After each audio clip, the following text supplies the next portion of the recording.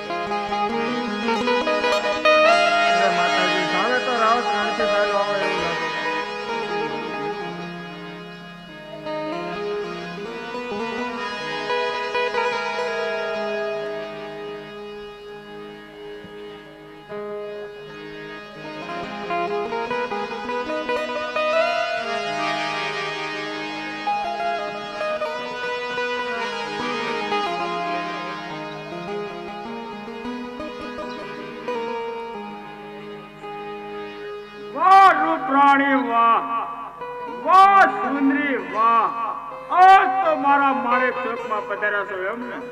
હા બાપુ. હા ચલા એને પૂછી દઉં, રે કોના ઘરના છો? અરે બાપુ, ખીમડા સમારના. વાહ, ખીમડિયા સમારના એમ? હા બાપુ. અરે શેનો ધંધો કરો છો? અરે બાપુ, જંગલની અંદર અમે જઈએ, આવળિયા કાપીને લાવીએ. અમારા ઘરે એક કુંડ જેવો ખાડો છે, તેમાં એમ ચાલ ઉતારીને પલાળી એમ રંગીને અમારે ચામડા વેચવાનો ધંધો છે બાપુ. ચામડા વેચવાનો ધંધો છે એમ? હા બાપુ. અરે હવે તમારે ચામડા વેચવા નહીં જવું પડે. હવે તમારે જંગલમાં આવળિયા કાપવા પણ નહીં જવું પડે. હવે તમારે જ્યાં ક્યાં પાણીના ભરવા પણ નહીં જવું પડે. માટે ચાલ મારા રાજની અંદર મારી રાણી બનાવું. અરે બાપુ, આવું તમે શું બોલો છો? અમે તમારી દીકરી કહેવાય બાપુ. અમે જાવા જો, અમે તમારી દીકરી કહેવાય બાપુ. નહીં સુંદરી, ચાલ મારા રાજની અંદર મારી તને રાણી બનાવું.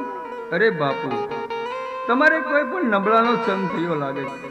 જે માણસ દારૂ પીતો હોય, દારૂ પેટમાં જતા તેની મનની મનોવરતા ફરી જાય છે બાપુ. જે માણસ પર માટે ખાતો હોય, તેની બુદ્ધિ પણ રાક્ષસ જેવી હોય છે બાપુ.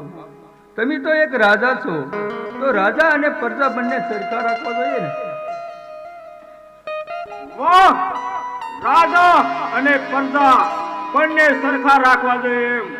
અરે આવું તારું જ્ઞાન સાંભળવા માટે તો મારે રાણી મારી બનાવવી જ પડશે. માટે ચાલ મારા રાજની અંદર મારી રાણી બનાવું. ના ના બાપુ, અમને જાવા જો, અમે તમારી દીકરી કહેવાય બાપુ. નહીં રૂપ રાણી, ચાલ મારા રાજની અંદર મારી રાણી બનાવું અને મારી પ્રભાવતીને તારી દાસી બનાવું. અરે બાપુ, અમને જાવા દો બાપુ. ચાલ મારા રાજની અંદર મારી રાણી બનાવું. ચાલ. અરે બાપુ, અમને જાવા દો. નહીં સુંદરી, ચાલ મારા રાજની અંદર મારી રાણી બનાવું.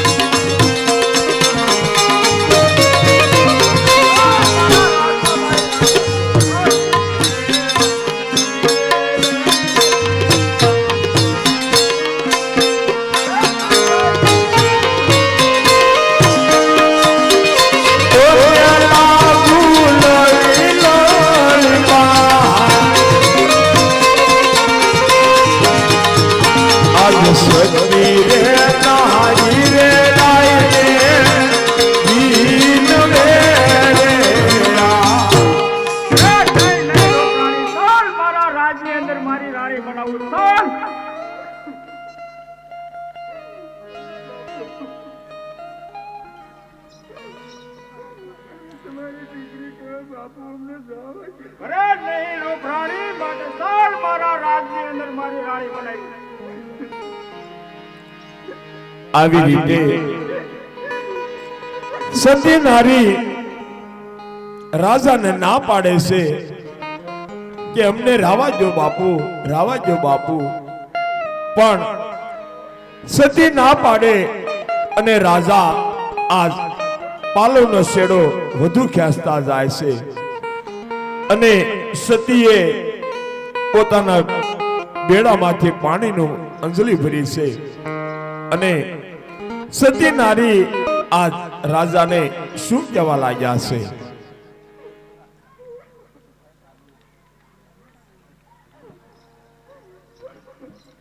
અરે સાલ મારા રાજની અંદર સાલ મારી રાણી બનાવું.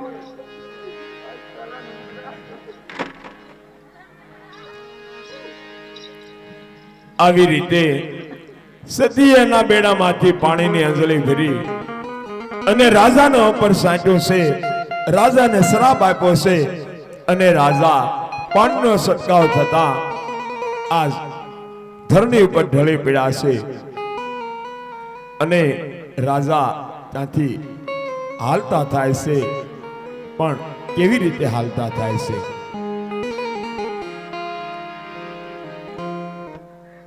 આખા શરીરે મને કાળી પળેતરા થવા લાગી છે. આખો હું કોઢિયો બની ગયો છું. તો ભાગવા દે મારી રાજમહેલમાં તરફ. આવી રીતે રાજા રાવત રણસિંહ પડતા આખડતા આજ માણેક ચોકમાંથી પોતે ભાગી જાય છે અને સતી ડાળ દે ત્યારે માણેક ચોકની અંદર આસન લગાવી અને બેસી જાય છે અને તેની સાથે જે બે ત્રણ બહેનો હતા એને સતી ડાળ દે શું કહેવા લાગ્યા છે?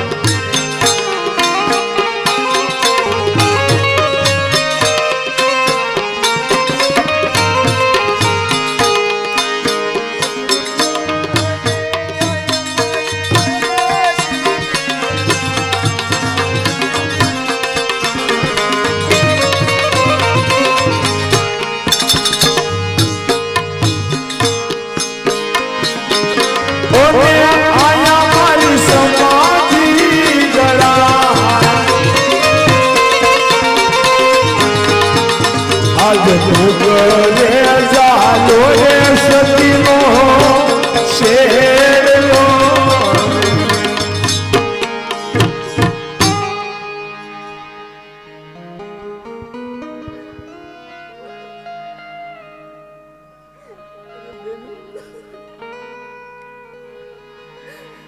તમે જાઓ મારા સ્વામીનાથને સંદેશો આપો કે સતીદાનને તમને માણેક ચોકમાં બોલો પાવડો અને કોદાળી લઈને આવે મારી સમાધિ લેવાનો સમય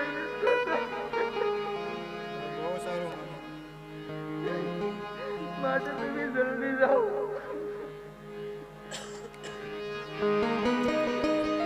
આવી રીતે સતી ડાવડે આજ માણેક ચોક ની અંદર આસન લગાવી અને બેસી જશે અને તેની સાથે બે ચાર બહેનો હતા એને કીધું છે કે જલ્દી જાઓ તમે મારા સ્વામીનાથને કહેજો કે માણેક ચોક ની અંદર કોશ કોદાળી અને પાવડો લઈ અને જલ્દી આવે અહીંયા મારી સમાધિનો સમય વીતતો જાય છે અને આ બાજુ રાજા રાવત રણસિંહ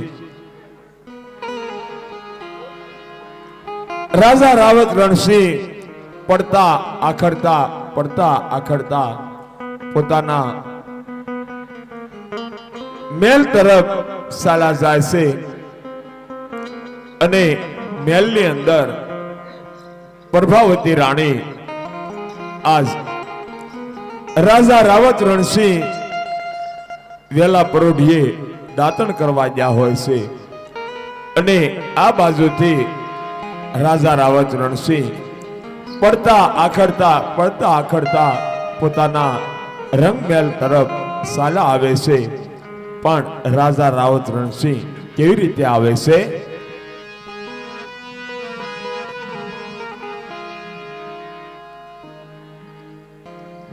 રાણી આજ મારા પાપનો ઘડો ફૂટી ગયો. રાણી અઘોર ત્યાગ કરીને આવ્યો. આખા શરીરે મને કાળી બળતરા થાય છે. રાણી આખો હું કોડિયો પડી ગયો છું. અરે સ્વામીનાથ, હું તમને ઘણા સમયથી સમજાવું, તમે કાંઈ મારું માને ને આ તમારું પાપનું પ્રણામ છે. હા તો તમે માણેક ચોકમાં જાઓ, સતી દાડે પાસે મારી ભૂલની ક્ષમા માંગો જાઓ. અરે સ્વામીનાથ, હું એકલી તમારે હારે આવવું પડે. તો હું મોટું લઈને આવું. અરે તમે મારી હારે આલો, હું તમે આપણે બે માફી માંગી લઈ. હા ચાલો. આવી રીતે રાજા રાવત રણસિંહ અને પ્રભાવતી આજ માણેક ચોક તરફ હાલી નીકળાશે અને માણેક ચોક ની અંદર ભજન સત્સંગ ચાલુ હોય છે પણ ભજન સત્સંગ ત્યારે કેવા હતા